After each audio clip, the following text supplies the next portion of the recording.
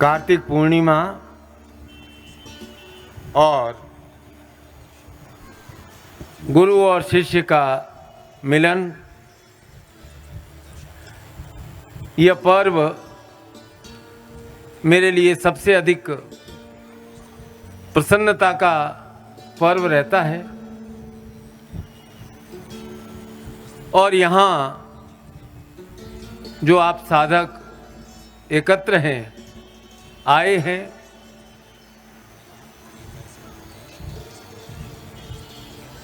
वे एक विशेष उद्देश्य से आए हैं और एक विशेष उद्देश्य से मैं आपसे इस अवसर पर मिलने आता हूं। आपका अपार स्नेह, अपार उत्साह, अपार प्रेम मुझे तो अच्छा लगता है।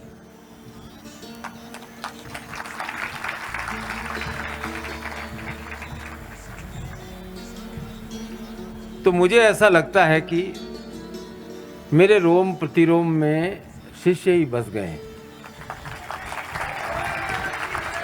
जिधर भी हाथ लगाता हूं, अब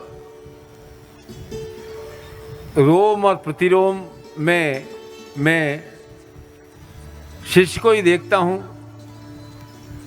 और मेरे किसी रोम में पीड़ा होती है तो मैं समझ जाता हूं कि कहीं न कहीं मेरे शिष्य को कोई न कोई पीड़ा है, और मैं जहाँ तक संभव हो सकता है मानसिक तरंगों द्वारा अपना आशीर्वाद, अपनी शक्ति प्रवाहित करता हूँ।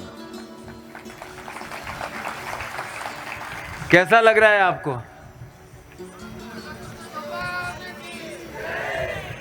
अरे कैसा है आपका मन, कैसा लग रहा है? बहुत अच्छा। तो भाई ये संन्यास महोत्सव मेरे हृदय के बहुत करीब है, क्योंकि ये हमारे कर्म सिद्धांतों का स्वरूप है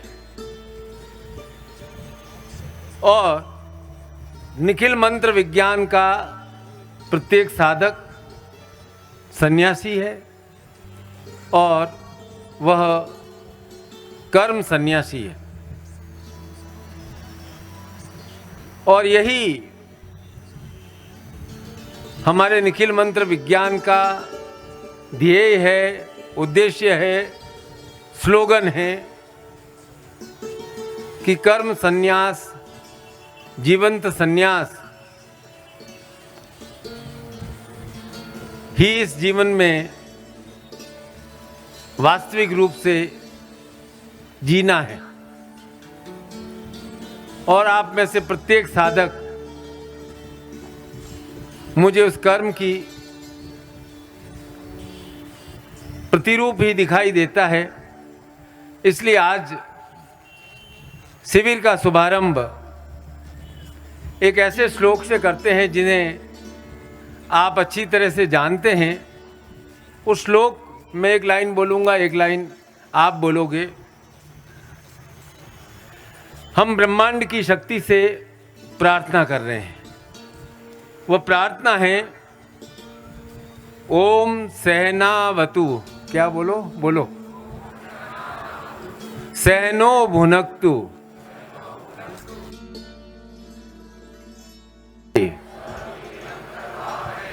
तेजस्विनाधि स्त मां विद्विषावहे।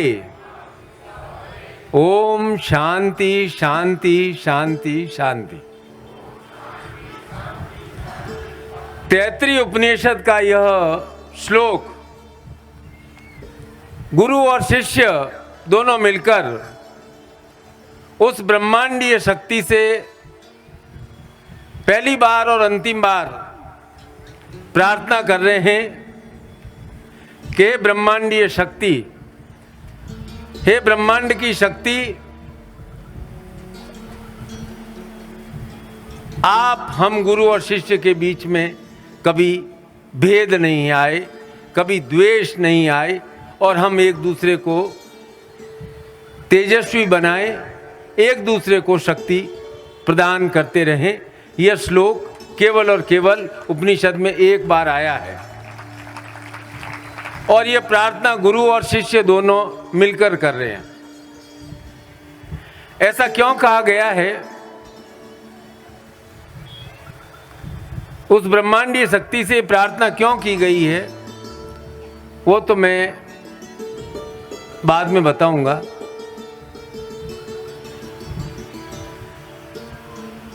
पहले मैं आपसे कुछ पूछता हूं।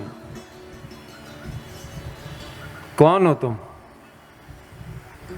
इससे हाँ हाँ है सरिता हजूर सी। चलो ठीक है बेटा। तुम्हारा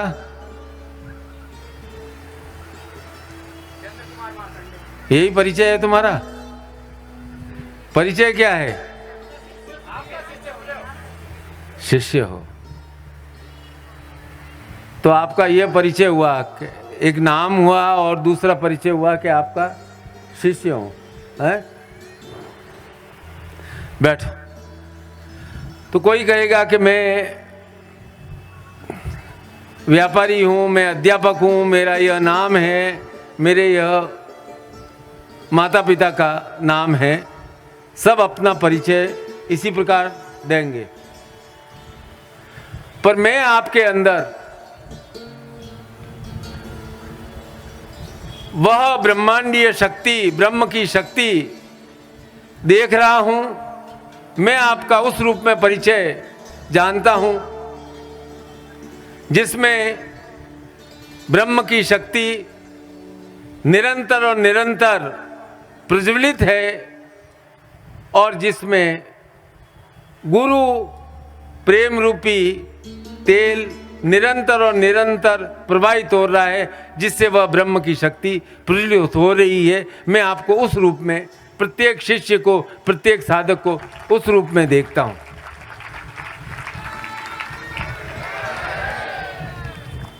आपका नाम कोई भी हो, लेकिन आप सदैव याद रखें कि आप उस ईश्वरी ज्योति के अंश हैं जिसने इस ब्रह्मांड की रचना की है।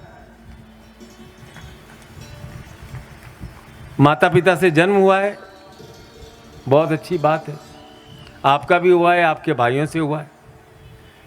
हो सकता है आपका भाई अलग हो, लेकिन आपका गुरु आपको कह रहा है कि आप उस ईश्वरीय शक्ति के अंश हैं जिसमें गुरु प्रेम की ज्योति निरंतर और निरंतर प्रवाहित हो रही है और वह अक्षय रूप से प्रवाहित हो रही है। उन सद्गुरु की प्रार्थना करते हैं जिनकी प्रार्थना में कहा गया है कि ब्रह्मानंद परम सुखदम केवलम ज्ञान मूर्ति द्वंद्वातीत गगन सदृश्यम तत्वमस्यादि लक्ष्यम एक नित्यम विमलचम अचलम सर्वादि साक्षीभूतम भावातीतम त्रिगुणम रहितम सद्गुरुम तम नमामि। किन सद्गुरु को है? कि वो गुरु जो ज्ञान की मूर्ति है, वो गुरु जो सुख और आनंद के प्रदाता है, जो अचल है, निर्दोष है, भावातीत हैं, भावों से परे हैं। उस ब्रह्मानंद में और गुरु में कोई भेद नहीं है। यह गुरु प्रार्थना है। तो ब्रह्म को आनंद किससे प्राप्त होता है? और जब वो ब्रह्मानंद है, ब्रह्म आनंद है, तो उस ब्रह्म को आनंद किससे प्राप्त होता है? निश्चित रूप से ब्रह्म अकेला है। उसको आनंद शक्ति के सहयोग से, शक्ति के संयोग से ब्रह्म को आनंद मिलता है। एको हम ब्रह्म, के ब्रह्म एक है। वह ब्रह्म विभिन्न रूपों में विभक्त होता है शक्ति के संयोग से। तो आप में, मुझ में, संसार के सारे प्राणियों में जो ईश्वर का निवास है वह किसके द्वारा है? शक्ति के सहयोग से, शक्ति के संयोग से। वह आनंद है, क्योंकि बिना शक्ति तो ब्रह्म भी शांत हो जाते हैं, शिव भी तपस्या में लीन हो जाते हैं। ऐसी शक्ति जो कभी बाधाओं से हारना नहीं जानती, ऐसी शक्ति जो निरंतर और निरंतर कर्मशील रहती है, अर्थात प्रयत्नशील रहती है। ऐसी शक्ति जो अक्षुण्ण होती है।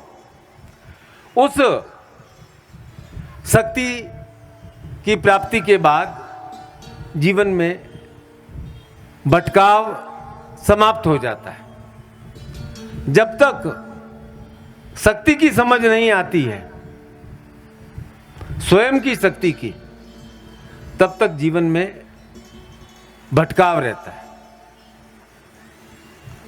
और जब स्वयं की शक्ति को हम जान लेते हैं, समझ लेते हैं, तब हम उस भटकाव को समाप्त कर प्रयत्न प्रारंभ कर देते हैं।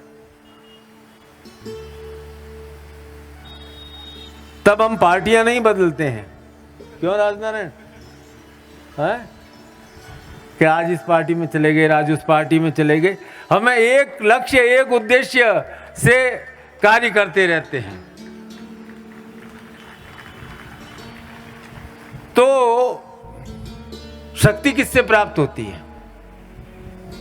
शक्ति प्राप्ति का अर्थ है ज्ञान प्राप्ति। और जिसके मन में ज्ञान प्राप्ति की कामना जाग गई, वह गुरु से सायुज्य स्थापित कर लेता है। जिसके मन में ज्ञान प्राप्ति की इच्छा ही उत्पन्न नहीं हुई, वह गुरु से सायुज्य स्थापित कर ही नहीं सकता। वह भटकता रहता है। और जिसने गुरु से सायुज्य स्थापित कर लिया, इसका अर्थ है कि वह शक्ति के मार्ग पर चल पड़ा है, ज्ञान प्राप्ति के मार्ग पर चल पड़ा है। तो शक्ति का आधार है ज्ञान। और ज्ञान कैसे मिलता है? ज्ञान की मूर्ति कौन है? मैंने क्या कहा?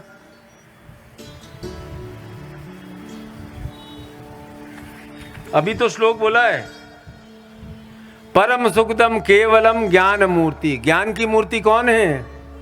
गुरु। तो जिसने गुरु से सायुज्य स्थापित कर लिया, वह ज्ञान प्राप्ति के मार्ग पर चल पड़ा है। इसलिए गुरु गीता में पार्वती शिव से कहती है, क्योंकि शक्ति के मन में भी परम ज्ञान को जानने की उत्सुकता है कि वो परम ज्ञान क्या है। तो वह पूछती है, ओम नमो देव देवेश परात्पर जगत गुरु। उस समय वह शिष्य है, पत्नी नहीं है, वह शिष्य है कि परात्पर जगत गुरु, हे शिव, आप मुझे ज्ञान दो। सदाशिव महादेव गुरु दीक्षा प्रदेहि मेहि। स्पष्ट शब्द में पार्वती अपने पति को कह रही है कि आप, मैं ज्ञान प्राप्ति करना चाहती हूं, मैं शक्ति हूं, यह मुझे जानकारी है, लेकिन वह ज्ञान गुरु ही दे सकते हैं। तो आज आपको मैं गुरु रूप में स्वीकार कर कुछ प्रश्न पूछ रही हूं। मैं आपसे दीक्षा, आप मुझे दीक्षा प्रदान करें। तो दीक्षा शिष्या का आग्रह होता है। तब शिव उसको ज्ञान देते हैं। लेकिन ये ज्ञान प्राप्ति का रास्ता क्या है, मार्ग क्या है, कि किस मार्ग पर चलकर ज्ञान प्राप्त किया जा सकता है। अब ज्ञान दो तरह का हो सकता है। या तो ज्ञान बुद्ध की तरह ज्ञान हो सकता है कि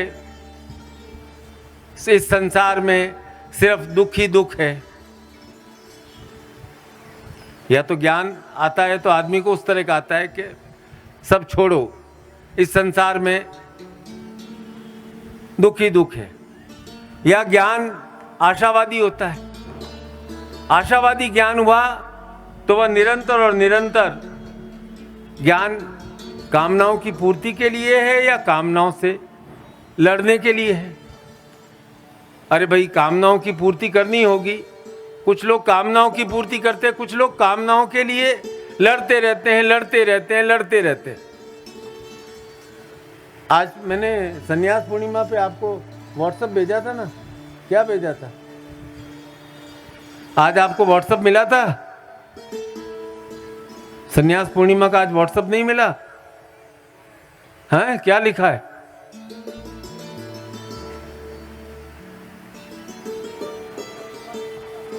हैं?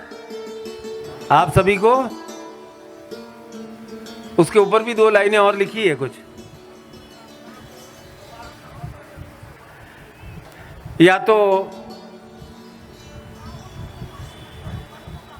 अच्छा, कामनाओं को मन पर हावी मत करो, मन को कामनाओं पर हावी करो। तो भैया इसके लिए तो ज्ञान चाहिए। बिना ज्ञान तो ये संभव नहीं हो सकेगा। आप सोचो कि एकदम ही ऐसे ज्ञान प्राप्त हो जाए कि हम अपनी कामनाओं पर मन को हावी कर दें, कामनाएं हमारे ऊपर हावी नहीं हो, तो यह तो ज्ञान के द्वारा ही संभव है। और इस ज्ञान को शक्ति भी जानना चाहती है, इसलिए वह शिव से कह रही कि आप मुझे दीक्षा प्रदान करें, गुरु दीक्षा प्रदान करें, मैं शिष्य बनकर ही वह ज्ञान को प्राप्त कर सकती हूँ। तो ज्ञान के संबंध में 3 बातें बहुत स्पष्ट है कि ज्ञान अर्जित किया जाता है, पैतृक संपदा के रूप में प्राप्त नहीं हो सकता है। ज्ञानी का बेटा ज्ञानी हो यह कोई आवश्यक नहीं है। हर व्यक्ति को ज्ञान को अर्जन करना पड़ता है। एक पिता अपने पुत्र के लिए ट्यूशन लगा सकता है, उसके लिए सुविधा प्रदान कर सकता है, उसके लिए किताबें ला करके दे सकता है, उसके लिए टेबल लैंप की व्यवस्था कर सकता है, अलग कमरा कर सकता है, सब व्यवस्था कर सकता है, अच्छी स्कूल में डाल सकता है, लेकिन ज्ञान तो उसे ही अर्जन करना पड़ेगा। कोई जरूरी नहीं है कि ऋषि का पुत्र ऋषि हो, परम ज्ञानी का पुत्र परम ज्ञानी हो। तो ज्ञान पैतृक संपदा की तरह प्राप्त नहीं होता है, इसे तो अर्जन ही किया जा सकता है, इसे अर्जित किया जा सकता है। और ज्ञान तपस्या से ही मिलता है। तपस्या का अर्थ है निरंतर कर्म करते रहना। उसका नाम 400 साल, 1000 साल, 1500 साल पहले तपस्या था। आज के युग में, द्वापर युग से तपस्या का नाम चेंज हो गया है। कृष्ण ने तपस्या का नाम चेंज कर दिया है। कृष्ण ने कह दिया है कि अब से संसार में तपस्या का नाम होगा कर्म, कर्म और कर्म।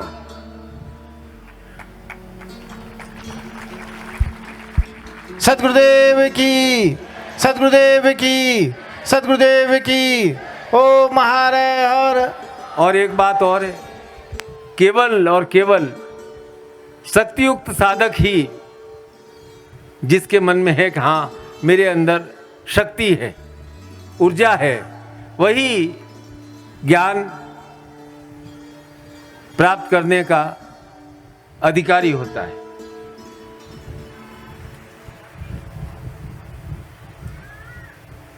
और जब इस मार्ग पर चल देता है तो वह साधक ये बात को विचार छोड़ ही देता है कि क्या सार्थक है और क्या निरर्थक है। वह इस प्रकार के बहस में पड़ता ही नहीं है। वह अपने आप को गुरु की छत्र छाया में सौंप देता है, वह गुरु पर आश्रित हो जाता है, गुरु की छत्र छाया में आ जाता है। क्या सार्थक है क्या निरर्थक है ये गुरुजी जानो। गुरुजी ने मुझे कह दिया है कि मुझे कर्मरत सन्यासी बनना है और मुझे कर्म करना है, तो वह कर्म सन्यास के मार्ग पर, ज्ञान के मार्ग पर चलता है। वह यह नहीं देखता कि इस उपनिषद में क्या लिखा है, उसने क्या कहा है और क्या इसका अर्थ है क्या नहीं अर्थ। वह तो उस मार्ग पर चलता है, वह व्यर्थ की बहस में अपना समय खोता ही नहीं है।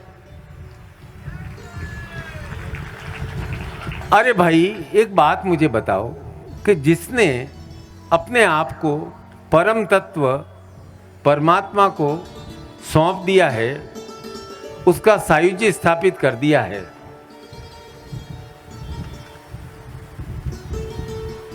उसके कार्य अधूरे कैसे रह सकते?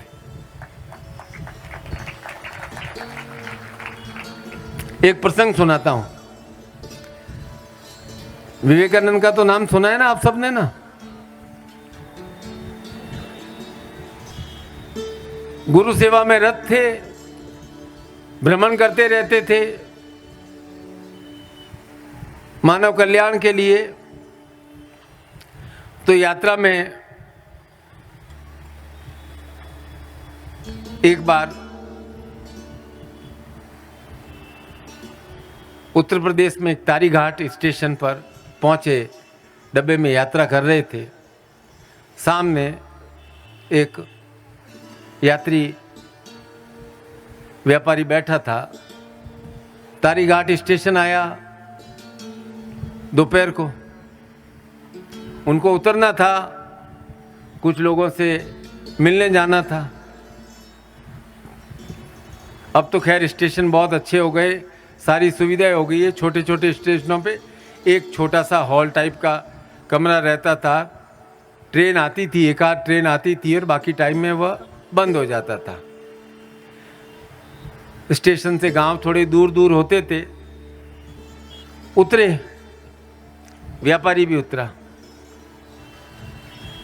11, 12, 1 बज गया था। व्यापारी ने कहा कि भाई मेरी बैलगाड़ी आएगी, गाड़ी आएगी, तांगा वाली गाड़ी, तब मैं जाऊंगा। तो व्यापारी वगैरह होते हैं, ये जितने बड़े व्यापारी होते हैं वो टिफ़िन उतना ही बड़ा लेकर के साथ चलते हैं। आप ट्रेन में देख लेना, सुबह का नाश्ता, दोपहर का, शाम का, रात का, फिर अगले दिन सुबह का, दरी वगैरह, चम्मच, सब कटोरी वगैरह सब, जैसे कोई पूरी गृहस्थी बसाने जा रहे हों उस तरह से वो चलते हैं। ऐसा नहीं है कि अपनी तरह के भाई रुमाल में या किसी में थोड़ा सा एक छोटे डब्बे में अचार और 2 पूड़ी डाल दी कि चलो काम चल जाएगा। नहीं, यात्रा करनी है तो बड़े ही आनंद से करनी है। वो व्यापारी महोदय उतरे और उन्होंने अपनी दरी बिछाई। उनको तो वो स्टेशन का जो था उसने कहा, ओ महाराज जी बाहर बैठो, बाहर, इधर से बाहर निकलो। धूप में खड़े हो गए स्वामी जी। अब उसने दरी बिछाई, अपना टिफ़िन खोला। पूरियाँ बना के ले जाते हैं ना, 2 दिन खराब नहीं हो, इसलिए पूरी और कुछ मिठाई और कुछ ऐसा चीज़ ले जाते जो कि सूखी सब्जी ले जाते, खराब नहीं हो 2-1.5 दिन तक। और उस व्यापारी महोदय ने दरी बिछाई, आराम से खाने लगे और स्वामी जी की ओर देखकर कहा, आ जाते हैं कहाँ से उठ करके। कहने का मतलब था कि क्या तुमने भगवा धारण कर लिए, कुछ काम करते तो ऐसे मेरी तरह बैठ कर के आराम से खाना खाते, मस्ती से एकदम। रात भर भी कुछ खाया नहीं, भूखे बैठे थे, अभी भूखे बैठे हो। अब ये काम करने वाले भगड़ों का, बिना काम के भगड़ों का ऐसा ही होगा। और आराम से खाना खाने लगे।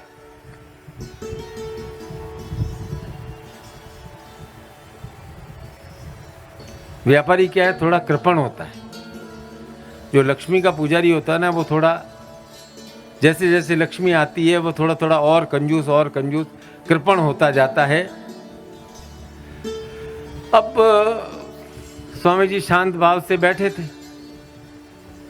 इतने में एक आदमी दौड़ता दौड़ता आया और स्वामी जी से थोड़ी दूर खड़ा हो गया। स्वामी जी ने देखा वो आया, भाई शायद इसकी ट्रेन छूट गई है या, और आते ही एकदम चरण छुए, महाराज पाए लागू चरण इस पर। अरे भाई, स्वामी विवेकानंद ने कहा तुम्हें कोई गलतफहमी हुई है। उसने कहा ठहरो महाराज ठहरो, दरी लाई, दरी बिछाया, टिफिन उसने लेके आया था, खाना साना सब बिछाया किया, आप भोग लगाइए, आप भोजन ग्रहण कीजिए। स्वामी जी ने कहा देखो मैं कह रहा हूं तुम्हें कोई गलतफहमी हुई है, मैं वो नहीं हूं। बोले महाराज मुझे पक्का मालूम है आप वही हो। कि कैसे मालूम? कि जी मैं दोपहर का खाना खा करके सो रहा था, ऊँग आई थी कि मुझे एक जोर से ऐसा झटका लगा, स्वप्न जैसा आया और मुझे राम जी कह रहे तू यहाँ सो रहा है, मेरा भक्त वहाँ भूखा बैठा है, तू जाकर के उसको खाना क्यों नहीं खिलाता है? मैंने सोचा ऐसे ही सपना आ गया होगा। दूसरी बार इतना जोर से मुझे हिलाया कि मैं धड़ाम गति का नीचे गिर पड़ा। कहा कर तू अभी तक क्या हुआ है, जाता क्यों नहीं है? और फिर मैंने कहा अरे ये तो मेरे राम जी का आदेश आया है, और मैं तत्काल जो भी आधे घंटे में बन बना करके लाया हूँ। स्वामी जी आप प्रसाद ग्रहण करें।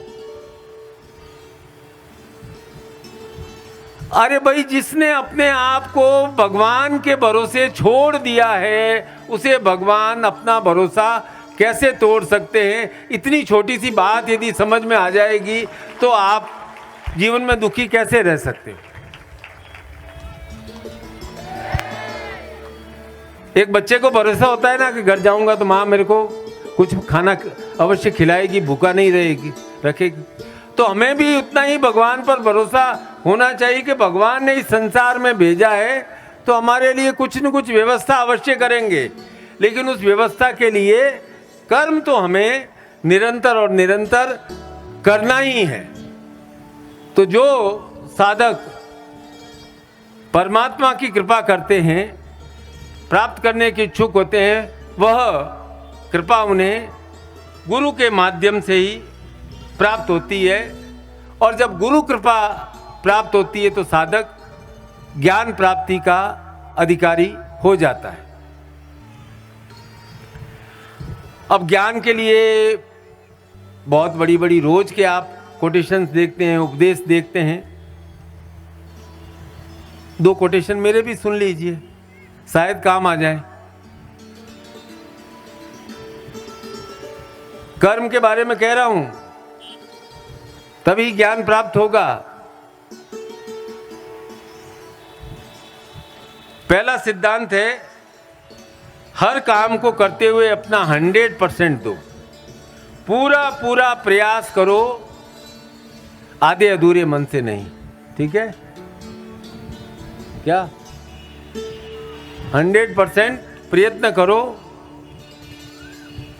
आधे अधूरे मन से नहीं। अब दूसरा है ना, थोड़ा टफ है। प्रयत्न करो, पूरा करो। क्या मैंने क्या बोला? 100%। और दूसरा है, कार्य के सिद्ध होने की जिम्मेदारी 100% अपने गुरु को दे दो। इतना ज्ञान आ जाएगा ना, वो बहुत है। ज़्यादा लंबा चौड़ा किताबें पढ़े लिखे को फारसी क्या, हाथ कंगन को आरसी क्या, आप अपने ज़िंदगी में आज ही अपना लेना, आज से ही शुरू कर देना संन्यास पूर्णिमा के हर काम को अपना 100% देना है और काम के पूरा होने की जिम्मेदारी गुरु को सौंप देनी है। अब एक बात मैं आपको पूछता हूं, इस संन्यास शिविर में आप क्या लेकर आए? बताओ। भक्ति भाव, लेकर आए, गुरु प्रेम लेकर आए, और क्या लेकर आए? इच्छाएं लेकर आए हो, है ना? है ना? सही बात है ना? तीनों चीजें लेकर के आए हो ना? केवल इच्छा नहीं लाए हो, भक्ति भी लेकर आए हो, साथ में गुरु प्रेम भी लेकर आए हो।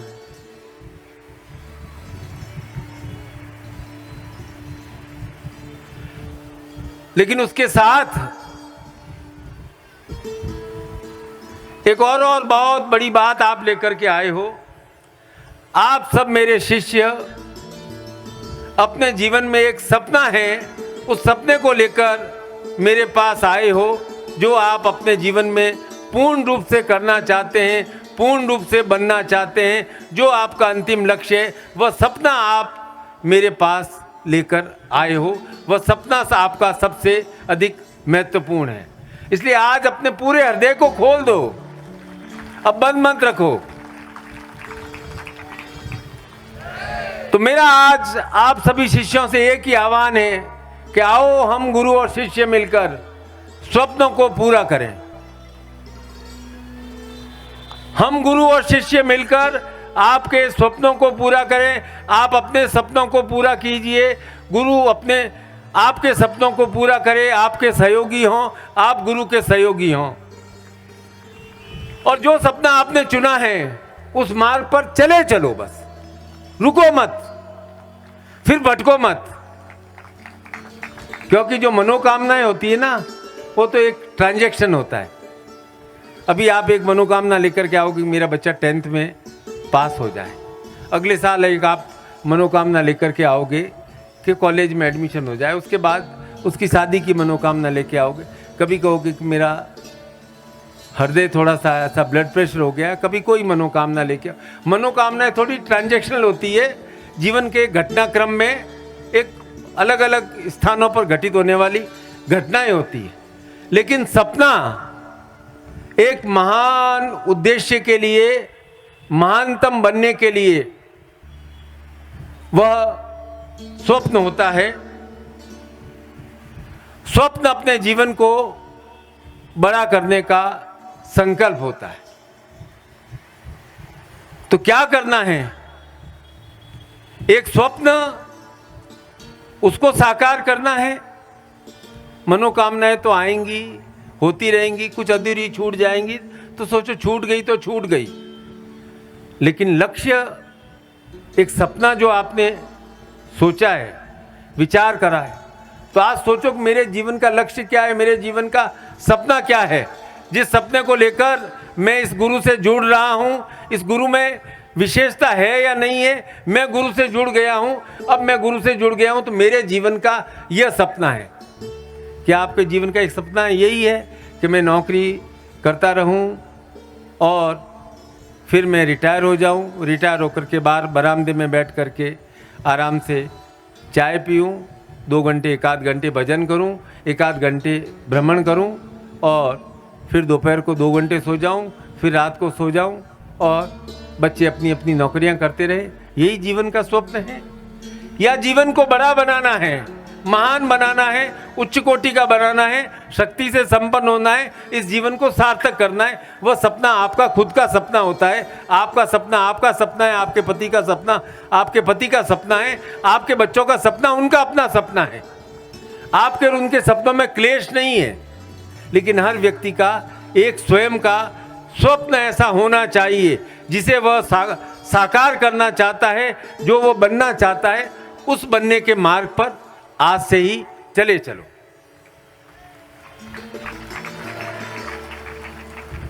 पर उसके लिए बहुत आवश्यक है कि जीवन में कभी भी किसी के सामने हाथ फैलाकर मांगना ही नहीं है।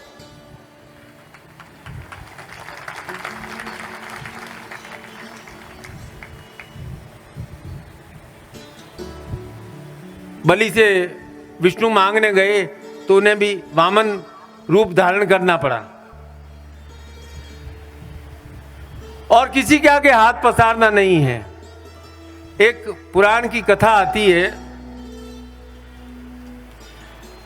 कि इंद्र के मन में, इंद्र मतलब मनुष्यों में सर्वश्रेष्ठ, उसे इंद्र कहा गया है, उसके मन में एक बार सोमरस पीने की इच्छा उत्पन्न हुई। अब सोमरस केवल और केवल कण्व ऋषि के पुत्र मेधा ऋषि के पास था, महर्षि मेधा के पास था। अब दिन और रात इंद्र को कहा सोमरस पान करना चाहिए, सोमरस पान करना चाहिए। मेधा ऋषि के पास पहुंचे। मेधा ऋषि ने कहा कि मैं तुम्हें सोमरस तो दे दूंगा, लेकिन तुम्हें मेष बनकर अर्थात भेड़ा बनकर मेरे पास आना पड़ेगा। अब इतनी अधिक इंद्र में इच्छा थी सोमरस को प्राप्त करने की कि वह मेष अर्थात मेढ़ा बनकर, जो भेड़ का भेड़ा होता है ना, वो मेढ़ा बनकर ऋषि के पास, मेधा ऋषि के पास पहुंचे। तो इंद्र को भी सोमरस पान के लिए अर्थात कुछ मांगते हैं, हाथ फैलाते हैं, तब हमें अधीन हो जाना पड़ता है।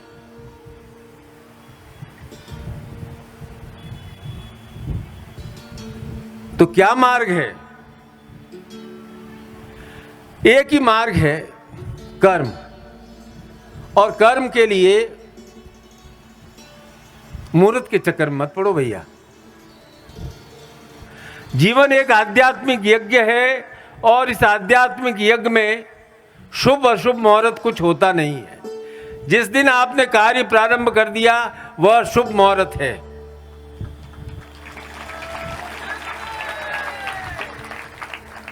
कार्य प्रारंभ करने में आप विलंब मत करिए, प्लानिंग करिए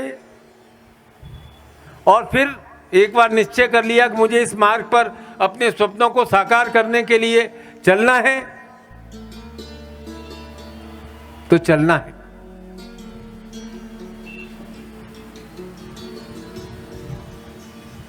फिर ये विचार मत कीजिए कि आज तो द्वितीया है, एकादशी तिथ्या है, आज अमावस्या तिथ्या है, आज ये है, आज ये राहु काल है, आज ये काल है, उसकी चिंता छोड़ दीजिए।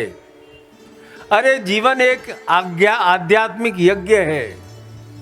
आध्यात्मिक यज्ञ में निरंतर और निरंतर आहुति डालनी पड़ती है, तब वह अग्नि प्रज्वलित रहती है। जिस दिन आपने आहुति डालनी बंद कर दी वह यज्ञ समाप्त हो जाता है। आप भी अपने शरीर के इस में समय समय पर आहुति डालते रहते हैं। कभी जबरदस्ती उपवास किया तो 2 दिन का कर दिया, 1 दिन का कर दिया, 3 दिन का कर दिया, उसके आगे कर नहीं पाओगे। तो जीवन में निरंतर निरंतर निरंतर निरंतर कर्म की आहुति डालते रहो। अब कैसे डालें कर्म की आहुति? अब कभी आपका मन कर गया कि गुरुजी से मिलने जोधपुर जाना है, आपके पास गाड़ी है? कितने लोगों के पास गाड़ियां हैं? गाड़ी नहीं है, बाइक है? तो हाथ तो करो, गाड़ी बाइक कुछ भी हो।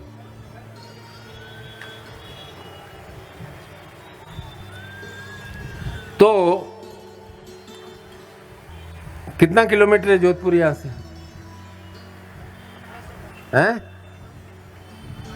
1800 किलोमीटर। तो 1800 किलोमीटर जाना है तो टंकी फुल करा के चलोगे या 5-7 लीटर पेट्रोल डला के चलोगे? हैं? फुल करा के चलोगे। 5-10 लीटर से तो काम चलेगा नहीं, है ना? टिफिन बड़ा साथ लेकर के चलोगे। है टंकी इसलिए फुल कराओगे, सफर लंबा है। तो जो मैं सपनों की बात कह रहा था वही बात सपनों के साथ है। जितना बड़ा स्वप्न उतना ही ज्यादा ईंधन चाहिए, फ्यूल चाहिए। कम फ्यूल से काम नहीं चलेगा, उसके लिए उतनी ही शक्ति, उतनी ही अग्नि चाहिए। और उसके लिए मार्ग है यही जीवंत संन्यास का मार्ग। इस महोत्सव में जो बात आज आप ग्रहण कर रहे हो, मन से ग्रहण कर रहे हो, तो आप समझना कि रोज मैं सन्यास महोत्सव की भांति अपने जीवन को जीऊंगा।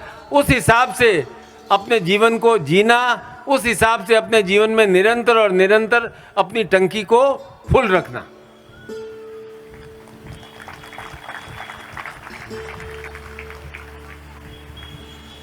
और एक बात बिल्कुल ध्यान से मैं आज स्पष्ट तौर से कह रहा हूं कि अपने सपनों को पूरा करने का जो मार्ग है वह धर्म का मार्ग होना चाहिए, अधर्म का मार्ग नहीं होना चाहिए। धर्म का मार्ग अर्थात सत्यता का मार्ग, ईमानदारी का मार्ग और दूसरों को पीड़ा बिना पहुंचाए होने वाला मार्ग, लोभ का मार्ग नहीं, धर्म का मार्ग, स्वाभिमान का मार्ग। अधर्म के मार्ग से शॉर्टकट से सफलता तो मिल जाएगी, लेकिन जितनी जल्दी सफलता मिलेगी उतनी ही जल्दी चली भी जाएगी। और धर्म के मार्ग से, सदाचार के मार्ग पर चलते चलते जो सफलता प्राप्त होगी वह आपके जीवन में आपके साथ रहेगी और आपके जीवन में आपके बच्चे भी आपसे प्रेरणा लेंगे कि मेरे पिताजी ने जीवन में इस तरह से धर्म के आधार पर, मेरी माता ने इस प्रकार धर्म के आधार पर अपना पूरा जीवन जिया और सत्य निष्ठा के साथ कर्म करते हुए जीवन जिया, तो उनके लिए भी आप आदर्श हो जाएंगे। अधर्म के मार्ग पर चलने वाला स्वयं जानता है कि मैं अधर्म के मार्ग पर हूं। एक जेब कतरा भी होता है ना, अपने बच्चे को जेब काटना नहीं सिखाता है, वो अपने बच्चे को स्कूल भेजना चाहता है कि मैंने तो अपने जीवन में कुछ गलत सलत सब किया है, बेटा तू मत करना। ये बहुत बड़ी बात है, क्योंकि वे स्वयं जानते हैं कोई पिता अपने पुत्र को धोखा देने की विद्या नहीं सिखाता है। वह चाहता है कि उसका स्वयं की संतान धर्म के मार्ग पर चले, सत्य के मार्ग पर चले, निष्ठा के मार्ग पर चले। इसलिए अपने यहाँ कहते हैं ना कि बेटा बाहर कुछ भी करके आओ, घर में आकर के सच सच बताना।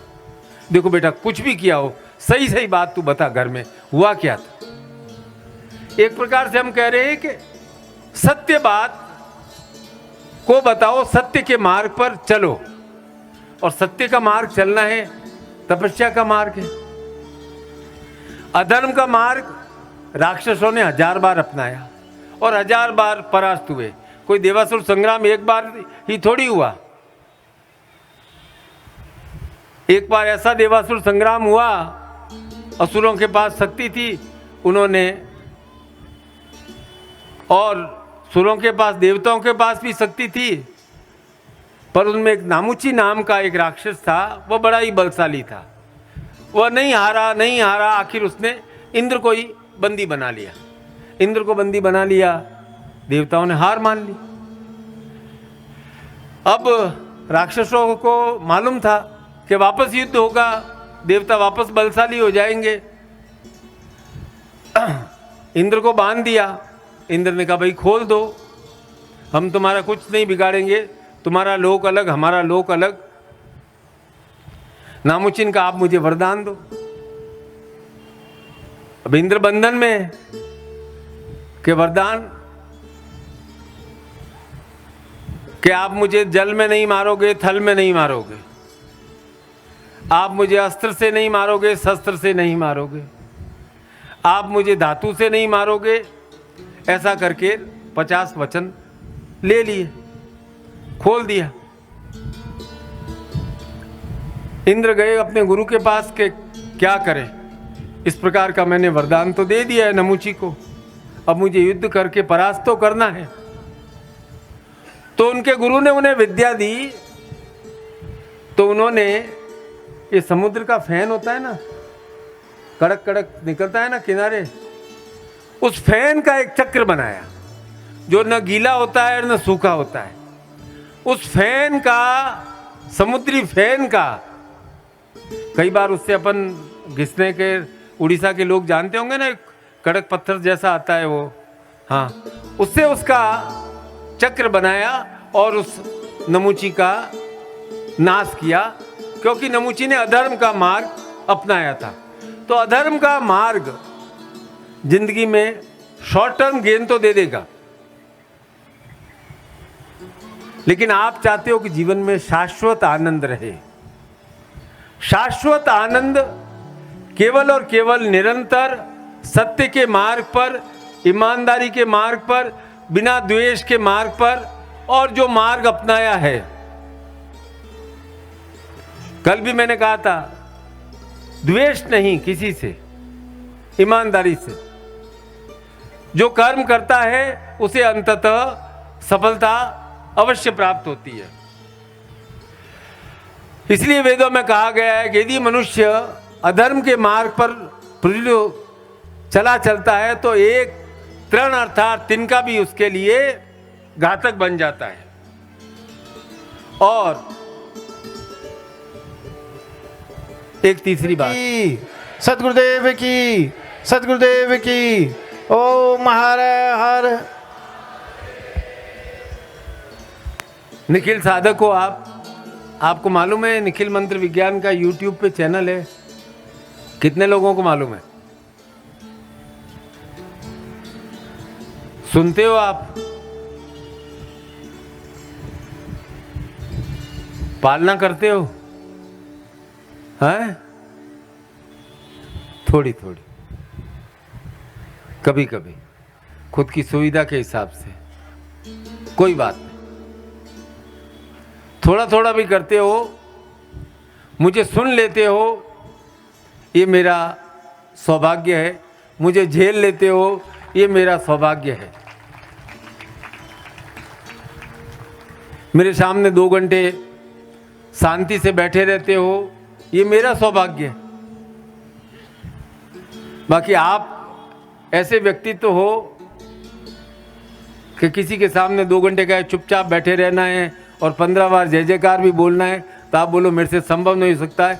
मंदिर जाते हो और कहीं जाते हो तो भी 50 जगह इधर उधर देख करके आप कहते हो पैर अकड़ गए, क्या है, लेकिन यहाँ आप शांति से आनंद से बैठे हो। ये मेरा सौभाग्य है कि आप मुझसे इतना अधिक प्यार करते हो, प्रेम करते हो, प्रेम देते हो।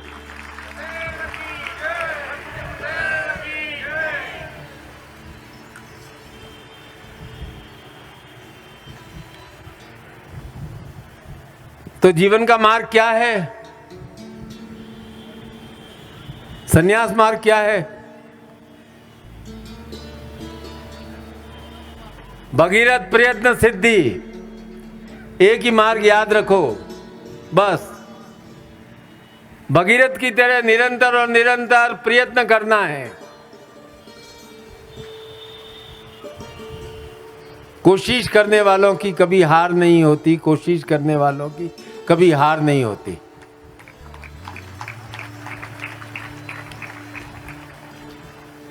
देखो भाई, एक बात मेरी ध्यान से सुनना।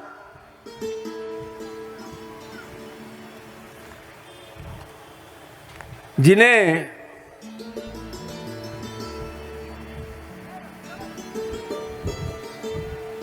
सपने देखना अच्छा लगता है, क्या? जिन्हें सपने देखना अच्छा लगता है उन्हें रात छोटी लगती है। सुबह सुबह सपने आते हैं ना, सपना टूट जाता है, आप सोचते हो थोड़ी देर और सो जाऊं, उस सपने में आगे क्या हुआ था वो सपना पूरा हो जाए। तो जिन्हें सपने देखना अच्छा लगता है ना, उन्हें रात छोटी लगती है। और जिन्हें सपने पूरा करना अच्छा लगता है उनके लिए दिन छोटा हो जाता है।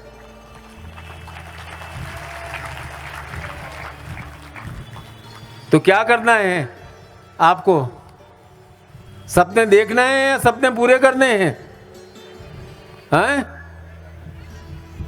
जोर से आवाज नहीं आई। क्या करना है?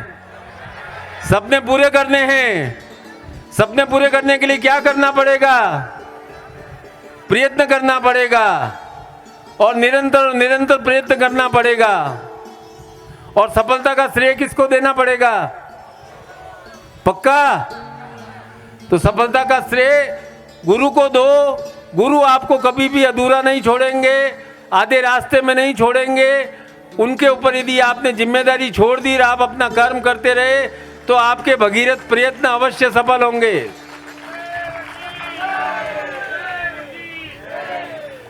एक बात आज मैं आपको इस मंच से कह देता हूं, घोषणा कर देता हूं कि आप अपने जीवन के भगीरथ हो और आपको अपने प्रयत्नों से अपने जीवन में अमृत गंगा लानी है। अपने जीवन में स्वतंत्र होना है, अपने स्वयं के विचार रखने हैं और अपने दोषों को दूर हटा देना है और अपने सपनों को साकार करना है, क्योंकि आप एक जीवंत व्यक्तित्व हो। जो मेरा काम है वो तो मैं करूंगा ही, लेकिन आप मुझसे आशा रखते हो तो मैं भी आपसे आशा रखता हूं कि आप भी अपना कार्य पूरी निष्ठा के साथ,